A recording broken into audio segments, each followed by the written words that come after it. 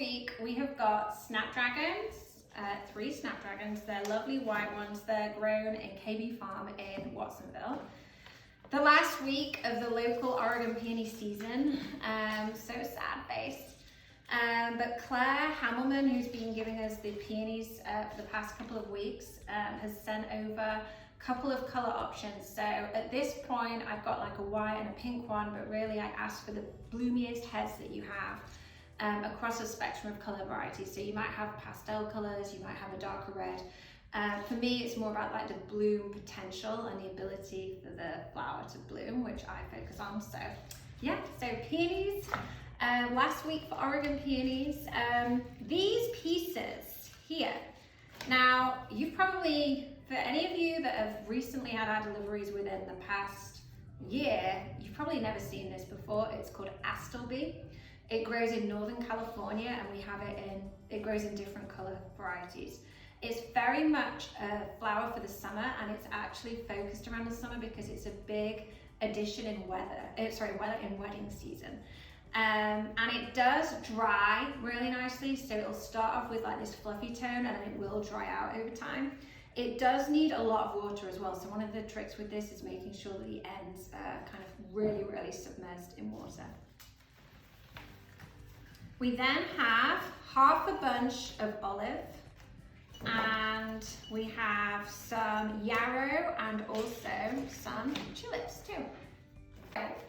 The trick to this arrangement is all about building shape, and the reason why I love olive so much is because after the arrangement's finished, you can just put the olive together in a vase on its own and it will just last really beautifully for like months on end. So like something like this is really pretty, and you'll see that a lot with Jenny Kane. She does that in a lot of her like in-home installations, and I always think that looks really nice. So I think the nice thing about the olive is if you keep it a little bit longer.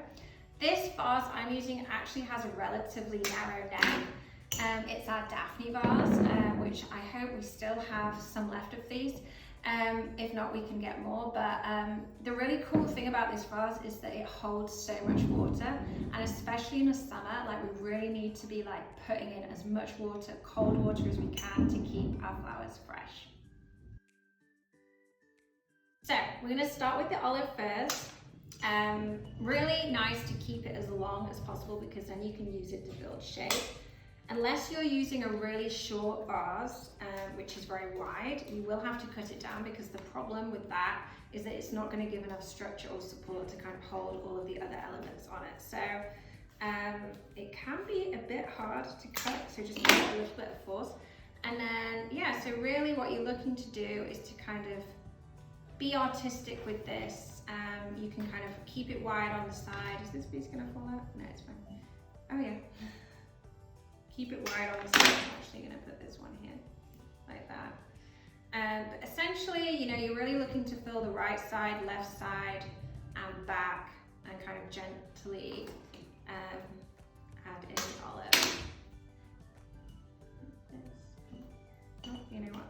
I think this one has too much of a branch that's lower down, was kind of stopping it from hooking in. So I'm going to do that and actually cut it into multiple pieces. So really, you know, what you don't want to do at this point is just kind of take the whole bunch and just shove it in. You really need to be quite thoughtful in positioning the pieces, because we're really looking, obviously this is the front, we're really looking to kind of create a really nice, beautiful shape, and then we're obviously going to use that to kind of nest our other elements on top.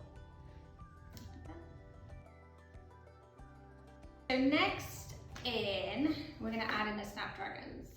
These were a deliberate choice this week actually, because you'll see they're really thick stemmed, and that's just because they've been growing a lot longer. So one of the truths is our farmers are seeing so much is flowering right now because it's like great weather, but a lot of people are on vacation, and kind of the whole industry is slowing down significantly, and I think a lot of that is cost driven. You know, a whole bunch of snapdragons at the flower market is like $11. So so expensive. So it's starting to have a huge impact on the volume that our farmers are selling, which is not what we want to see, honestly. So, you know, my big kind of thanks to you on like supporting our business, because our goal is to keep our prices low as we possibly can, absorb as much as we can, and that way we can buy as much as we can from our growers. And it really is a volume-led model, but obviously delivering you beautiful flowers at the same time. So the reason why we chose the Snapdragons this week is because our farmers have just got so many. So it's just one way that we can help them to sell as much as possible. So these peonies are a little bit more open, so you might have them tighter than this, like at this stage. But don't worry, because they aren't as big, honestly, as the bowl of cream peonies that we had a few weeks ago. They're never going to be that size, because these are a completely different variety. I think this is a Festiva Maxima, and this is a Sarah Bernhardt. But what I would suggest doing is resting the bigger one, pardon me, on the front of the vase, like this, and then just position the other one like slightly up behind it, like that. Remember, the Astleby needs water, and it is going to dry out through the week. So truthfully, I love this flower, and it's a great local flower. Unbelievably, if you were to buy a bunch of these from the farm market, they're $3 a stem. We buy them from the farmers, so we get them a little bit cheaper than that, but they're very, very luxury, and it's kind of strange to think because they don't look like super fancy or anything like that, but they have this really nice texture to them. But over time they will dry out and they'll probably go quite brown. As they do that, at that point you just want to pull them out of the arrangement.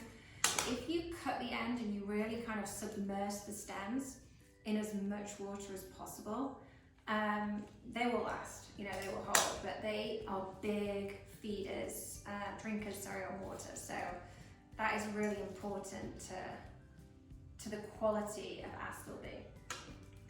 And you know, it's one of these things where they don't last forever. You know, they're kind of a bit like dahlias. They have a very limited seasonality.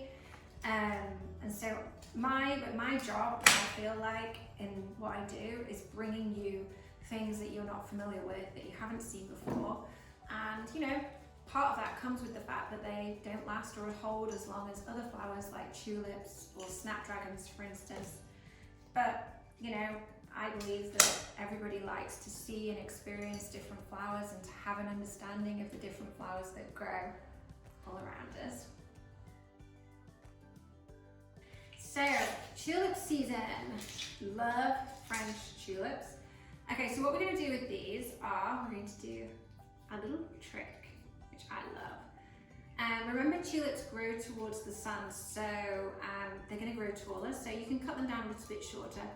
If you can, I would always suggest stripping the leaves off the tulips, because, I mean, even when we get them, they're kind of floppy and crumpled up like that, and I don't really think that looks very pretty. So that's just kind of a natural form for tulips though. So do strip the leaves. You really want a clean stem, and then you can just take your time going round and round with petals, which looks very pretty.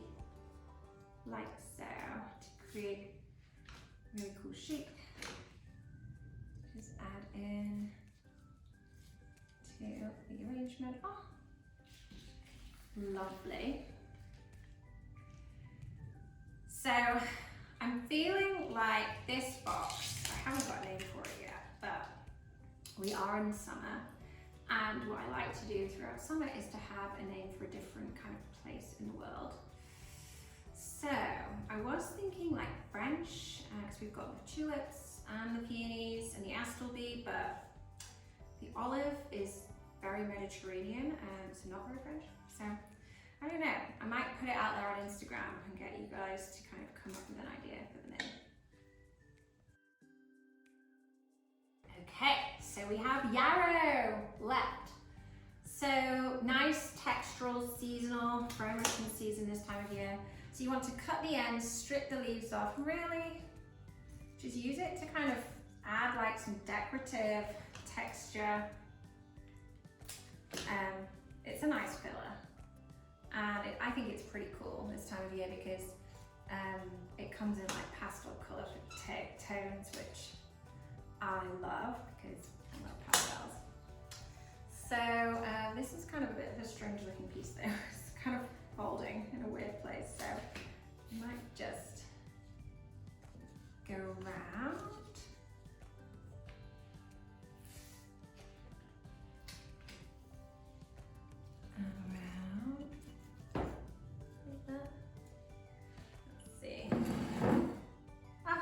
Lovely. This peony's kind of dropped down a bit, so I'm going to just pull it out a little bit.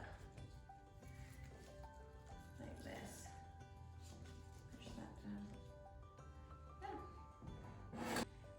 So one trick I would say is just play around with the positioning of the tulips. It takes me hours. I can spend hours on tulips, and you know, in the morning you come downstairs and they're in a different place anyway, because they move around. But do play around with those until you find the sweet spot. And yeah, I hope you love this. Like, I see it as a celebration for Oregon peonies, happiness that we've had so much of them this year, but also sad moment because that's the end until 2023, which is really scary. So have a great week.